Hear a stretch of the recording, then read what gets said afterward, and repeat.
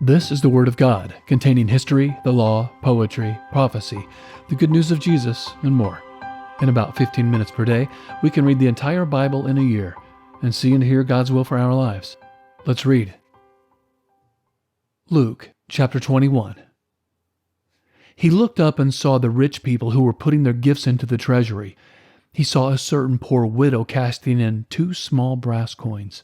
He said, "Truly I tell you, this poor widow put in more than all of them, for all these put in gifts for God from their abundance.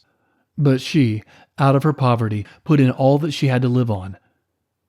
As some were talking about the temple and how it was decorated with beautiful stones and gifts, he said, "As for these things which you see, the days will come in which there will not be left here one stone on another that will not be thrown down."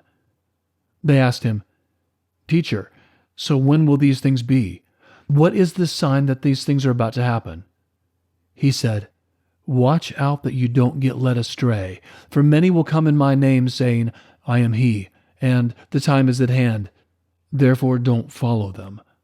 When you hear of wars and disturbances, don't be terrified, for these things must happen first, but the end won't come immediately." Then he said to them, "Nation will rise against nation, and kingdom against kingdom. There will be great earthquakes, famines, and plagues in various places. There will be terrors and great signs from heaven. But before all these things, they will lay their hands on you and will persecute you, delivering you up to synagogues and prisons, bringing you before kings and governors for my name's sake. It will turn out as a testimony for you. Settle it therefore in your hearts not to meditate beforehand how to answer, for I will give you a mouth and wisdom which all your adversaries will not be able to withstand or to contradict. You will be handed over even by parents, brothers, relatives, and friends. They will cause some of you to be put to death. You will be hated by all men for my name's sake, and not a hair of your head will perish. By your endurance you will win your lives. But when you see Jerusalem surrounded by armies, then know that its desolation is at hand. Then let those who are in Judea flee to the mountains. Let those who are in the middle of her depart. Let those who are in the country not enter therein. For these are days of vengeance, that all things which are written may be fulfilled. Woe to those who are pregnant and to those who nurse infants in those days, for there will be great distress in the land and wrath to this people. They will fall by the edge of the sword, and will be led captive into all the nations. Jerusalem will be trampled down by the Gentiles until the times of the Gentiles are fulfilled. There will be signs in the sun, moon, and stars, and on the earth anxiety of nations, in perplexity for the roaring of the sea and the waves, men fainting for fear and for expectation of the things which are coming on the world, for the powers of the heavens will be shaken. Then they will see the Son of Man coming in a cloud with power and great glory. But when these things begin to happen, look up and lift up your heads, because your redemption is near." He told them a parable. "See the fig tree and all the trees. When they are already budding, you see it and know by your own selves that the summer is already near. Even so you also, when you see these things happening, know that God's kingdom is near. Most certainly I tell you, this generation will not pass away until all things are accomplished. Heaven and earth will pass away, but my words will by no means pass away.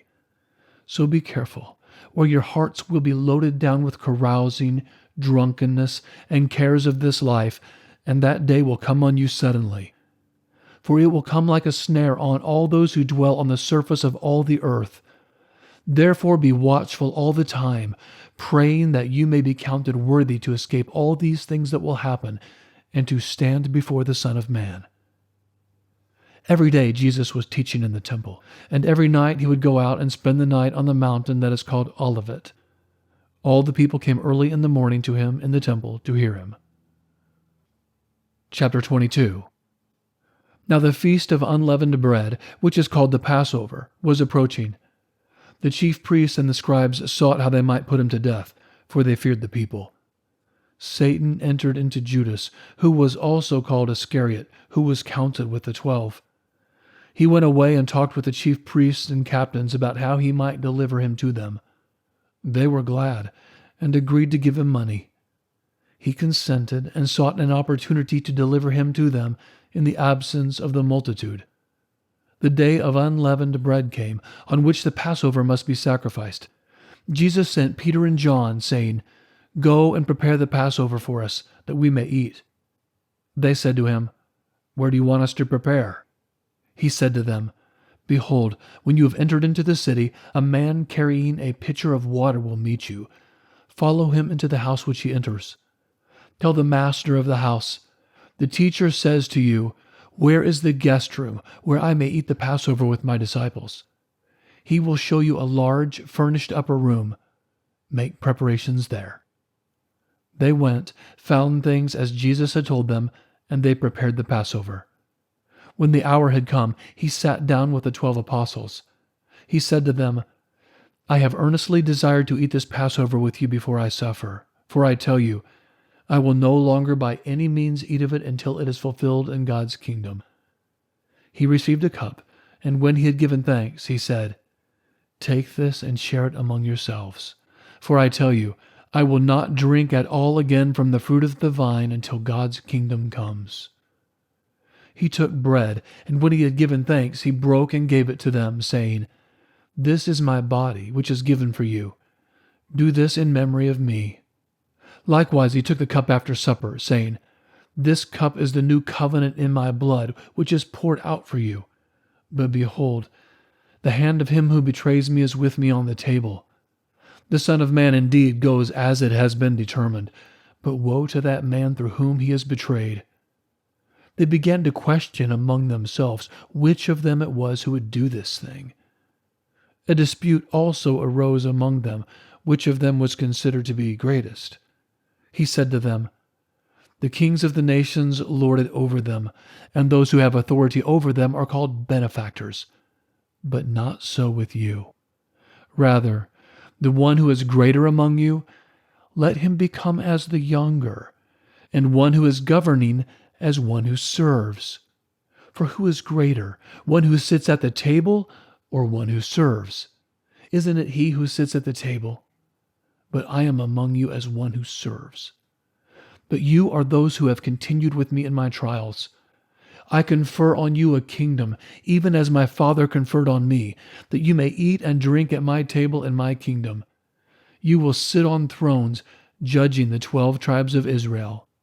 The Lord said, "Simon, Simon, behold, Satan asked to have all of you, that he might sift you as wheat, but I prayed for you, that your faith wouldn't fail. You, when once you have turned again, establish your brothers." He said to him, "Lord, I am ready to go with you both to prison and to death." He said, "I tell you, Peter, the rooster will by no means crow today until you deny that you know me 3 times. He said to them, "When I sent you out without purse, bag, and sandals, did you lack anything?" They said, "Nothing." Then he said to them, "But now, whoever has a purse, let him take it, and likewise a bag.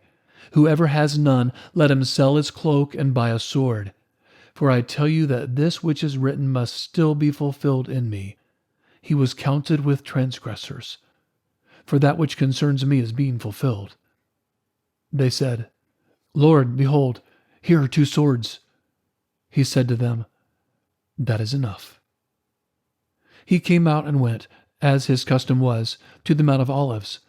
His disciples also followed him. When he was at the place, he said to them, "Pray that you don't enter into temptation." He was withdrawn from them about a stone's throw, and he knelt down and prayed, saying, "Father, if you are willing, remove this cup from me. Nevertheless, not my will, but yours be done." An angel from heaven appeared to him, strengthening him. Being in agony, he prayed more earnestly. His sweat became like great drops of blood falling down on the ground. When he rose up from his prayer, he came to the disciples and found them sleeping because of grief, and said to them, "Why do you sleep? Rise and pray that you may not enter into temptation." While he was still speaking, a crowd appeared. He who was called Judas, one of the 12, was leading them. He came near to Jesus to kiss him.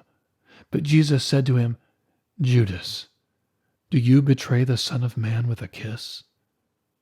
When those who were around him saw what was about to happen, they said to him, "Lord, shall we strike with the sword?"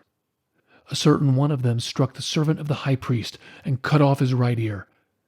But Jesus answered, "Let me at least do this." And he touched his ear and healed him.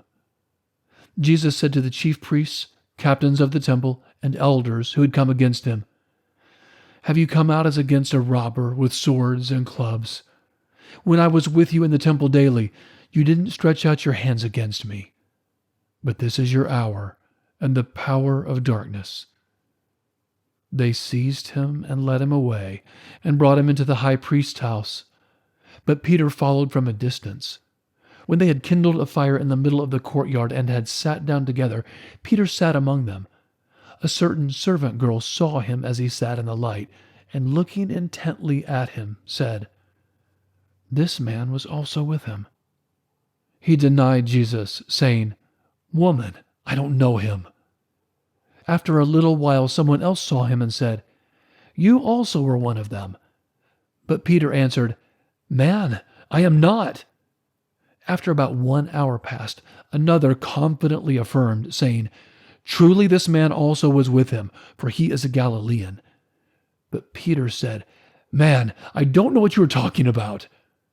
Immediately, while he was still speaking, a rooster crowed. The Lord turned and looked at Peter. Then Peter remembered the Lord's word, how he said to him, "Before the rooster crows, you will deny me 3 times." He went out and wept bitterly. The men who held Jesus mocked him and beat him. Having blindfolded him, they struck him on the face and asked him, "Prophesy, who is the one who struck you?" They spoke many other things against him, insulting him. As soon as it was day, the assembly of the elders of the people were gathered together, both chief priests and scribes, and they led him away into their council, saying, "If you are the Christ, tell us." But he said to them, "If I tell you, you won't believe. And if I ask, you will in no way answer me or let me go. From now on, the Son of Man will be seated at the right hand of the power of God." They all said, "Are you then the Son of God?" He said to them, "You say it, because I am." They said, "Why do we need any more witness? For we ourselves have heard from his own mouth." Thanks for reading along. Would you please like and subscribe and join again as we continue on here? In fact, we'll conclude the book of Luke with the crucifixion and resurrection of our Savior at our next reading. Have a very blessed day.